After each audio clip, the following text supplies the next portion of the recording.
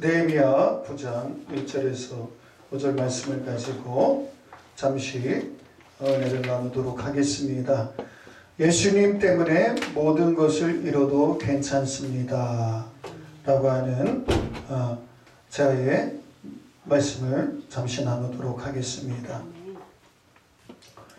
내일 모레가 무슨 날인지 아세요? 우리 방송가족 여러분, 내일 모레가 3.1절이죠. 그런데 더욱더 뜻깊은 것은 100주년이에요. 그래서 3.1 운동이 일어난 지도 벌써 100년이 되었어요. 3.1 운동하면 빼놓을 수 없는 분이 계시죠? 누구입니까? 유관순. 네, 유관순 열사죠. 그 유관순 열사는 집안이 독실한 기독교 집안입니다. 안타까운 것은 저희 기사를 접했는데 교과서에서 유관순 여사를 삭제한다고 그래요. 왜 그런 거 했더니 기독교인이라서. 참으로 우리가 기도해야 될 것은요, 위대한 위인들이 기독교인이면 안 될까요? 그런데 뭐 종교 편향이다 뭐다 해서 그런지는 몰라도 오히려 지금 교과서에서 이슬람은 굉장히 온화한 종교로서 그렇게 부각을 시키면서 기독교는 오히려 이 훌륭한 인물조차도 삭제하려고 한다고 그러는 소식을 접하고 너무 마음이 아팠어요. 우리가 기도해야 될 부분입니다. 유관순 여사는요, 독실한 기독교 집안이에요. 할아버지 때부터 그의 부모의 또 신앙을 이어서 신앙생활을 열심히 하던 분입니다. 그리고 심지어 그 유관순 여사는요, 어린 나이에 이 3.1 운동을 했다는 그 이유로 끌려가서 모진 고문과 옥고를 치르고 결국에는 돌아가셨습니다. 100년 전에 민족대표 33인이 모여서 큰 일을 했죠. 그 중에 몇 명이 기독교인입니까? 16명이 기독교인이었습니다. 이처럼 3.1 운동에 기독교인은 지대한 역할을 했고 한국 사회를 주도하는 그런 주도적인 그 인물들이었습니다. 그런데 지금은 어떻습니까? 우리 한번 돌이켜 보시기 바랍니다. 100주년을 맞이하는 이 3.1절을 앞두고 우리 한국교회의 오늘날의 현주소를 한번 점검해 보시고 나의 모습을 한번 점검해 보시기 바랍니다.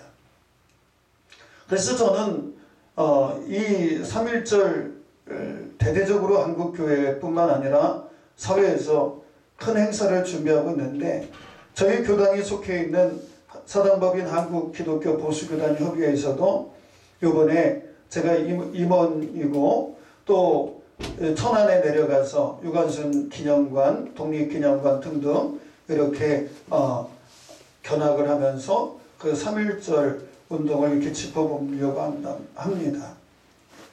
그런데 이 말씀을 제가 10분 메시지 준비하면서 어느 부분을 성경 말씀을 보았냐면 느헤미야 9장 1절에서 5절 말씀을 보았습니다. 나라를 위해서 어떻게 해야 하는가를 잘 알려주고 있습니다. 여러분, 나라가 없으면 신앙생활 제대로 할 수 있을까요? 나라가 없으면 신앙생활을 제대로 할 수가 없습니다. 나라가 어느 한 나라에 속국이 되면 그때부터는 피눈물 나는 그런 시절이 닥치는 겁니다. 그래서 우리 기독교인들은 그 누구보다도 정치에 관여해야 되고 그 누구보다도 나라와 민족을 위해서 기도해야 되는 겁니다. 과거 한국 교회가 세상을 주도했듯이 우리는 사단이 교묘하게 정교 분리라고 하는 그것을 각인시켜 놔서 교회는 정치에 관여하면 안 돼, 목사는 정치에 관여하면 안 돼 라고 하는 것이 너무 머리에 박혀 있었습니다.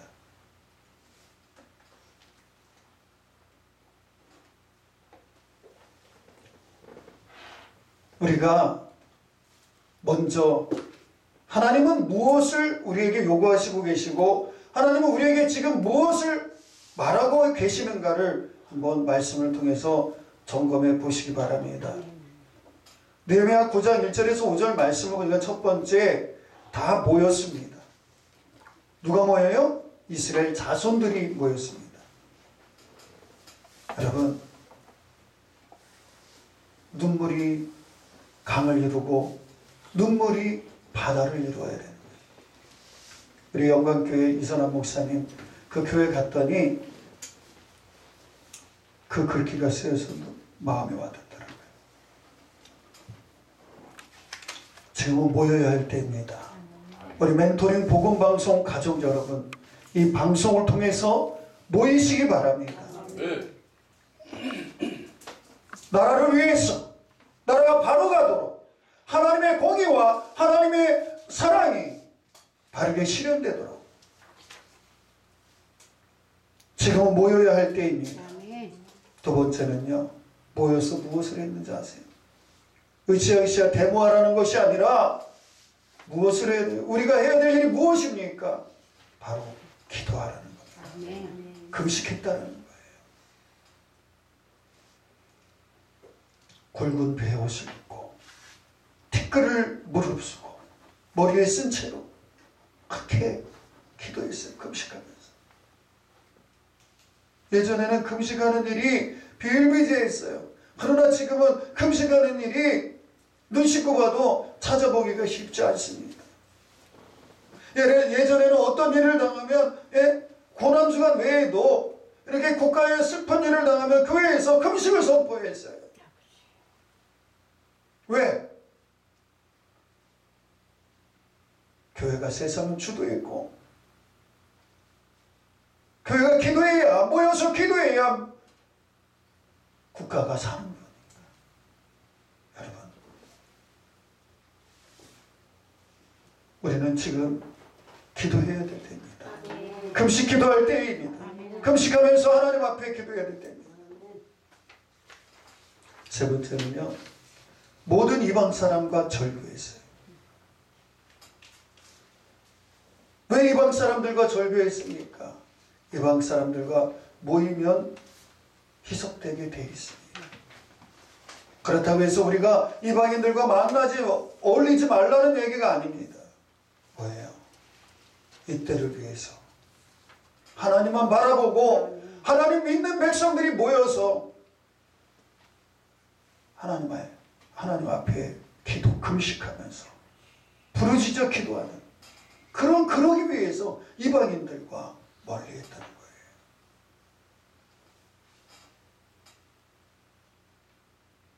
네 번째는 통에 자복했습니다. 서서 자기의 죄와 열국의 허물을 용서해달라고 하나님 앞에 통에 자복했습니다. 여러분, 지금 하나님께서 우리의 눈물을 원하고 계세요. 하나님께서 원하시는 것은 통에 자복입니다. 서서 기도했다는 것은 하나님의 긍휼하심을 더욱더 간절히 기대하는 거예요. 자신의 죄뿐만 아니라 내 조상들의 죄까지도 우리가 놓고서 기도했어요. 우리가 어찌할꼬 회개에 없는 부흥은 없습니다. 말로는 우리가 교회가 침체됐다 하지만 회개해야 될 때입니다. 회개에 없는 부흥은 절대로 있을 수가 없습니다. 설령 있다 할지라도 오래 갈 수가 없는 것입니다. 마지막으로 여호와의 율법책을 낭독했습니다. 교회의 침체 원인이 무엇입니까? 죄를 도려내는 말씀이 약해져 있기 때문입니다. 그저 잘 되면, 예수를 잘 믿으면 복 받는다는 식으로 못 먹고 못 살 때는 그렇게 하는 것도 한 방법이에요. 그러나 그것이 계속돼서는 안 됩니다. 그것도 틀린 방법은 아니지만, 틀린 것은 아니지만, 정작 중요한 것은 살아계신 하나님의 말씀을 듣고 정말 하나님 앞에 통해 자복하고 떼굴떼굴 굴르는 거예요. 내가 아간입니다. 내가 아간입니다. 내가 죄인입니다. 그렇게 그런 하나님의 말씀이 선포되어야 되는 겁니다. 회개 없는 부흥은 없듯이 죄를 도려내는 말씀이 약해지면 그 심령은 살아날 수가 없고 부흥의 심령이 부흥이 될 수가 없는 겁니다. 진정한 부흥이 무엇입니까? 외형적인 부흥이 부흥입니까? 아닙니다. 그리한 건물을 짓는 것이 부흥입니까? 아닙니다. 내적인 부흥이에요. 심령이 살아나는 것이 부흥입니다. 여호와의 율법책을 낭독했습니다. 위기 때마다 하나님의 말씀을 가까이 했습니다. 그리고 그들은 하나님 앞에 예배를 드렸습니다. 저와 사랑하는 방송 가족 여러분, 지금 시국이 힘들어 있습니다. 그리고 3.1운동 100주년을 맞이하면서 우리가 무엇을 해야 되겠습니까? 우리의 모습을 한번 돌이켜보면서 내가 혹시 하나님 앞에 경건된 생활을 게을리하고 있지 않은가? 그리고 기도하면서 나의 그 안녕과 이런 것들만 위해서 기도하고 있지는 않는가? 무엇을 놓고 기도해야 되는가 말입니다. 우리에게 잃어버렸던 우리 과거 믿음의 부모 세대들이, 어른 세대들이 그렇게 밤낮 부르짖으면서 기도했던 나라와 민족을 위해서 기도했던 그 부르짖음이 오늘날 온데간데 없이 사라져버린 이때에 우리 한번 기도할 때마다, 내 개인 기도 때마다 나라와 민족을 빼먹지 말고 대통령을 위시해서 산부요인들을 위해서 우리가 기도해야 될 줄 압니다. 사실인지 아닌지 모르겠지만 이런 일화가 있습니다. 예전에 삼각산에서 기도하는데 민원이 하도 들어가니까 대통령까지도 나서서 대통령 기회까지 들어갔다고 합니다. 그래서 대통령이 이렇게 가보니까 이상한 기도하는 것도 아니고 다 기도하는 사람들이 나라와 민족을 위해서 또 자기를 위해서 기도해주고 있다는 거예요. 그래서 그 삼각산 기도하는 것을 막지 못했다라고 하는 그러한 일화가 있는데, 여러분, 나라와 민족을 위해서 3.1운동 100주년을 맞는 시점에 우리 과거 느헤미야의 그 모임이 우리의 모임이 되고 느헤미야 시대의 그 회개가 우리의 회개가 되어야 되고 그 예배가 우리의 예배가 되어야 된다는 사실을, 느슨해진 우리의 기도 모임, 느슨해진 우리의 예배 모임, 느슨해진 우리의 생각과 사고, 이것을 다시금 조이고 닦고 하시기 바랍니다. 아멘. 그럴 때에 우리에게 3.1절의 의미가 더욱더 새로워질 것입니다. 이상 등불교회를 담임하고 있는 곽영민 목사였습니다. 아멘.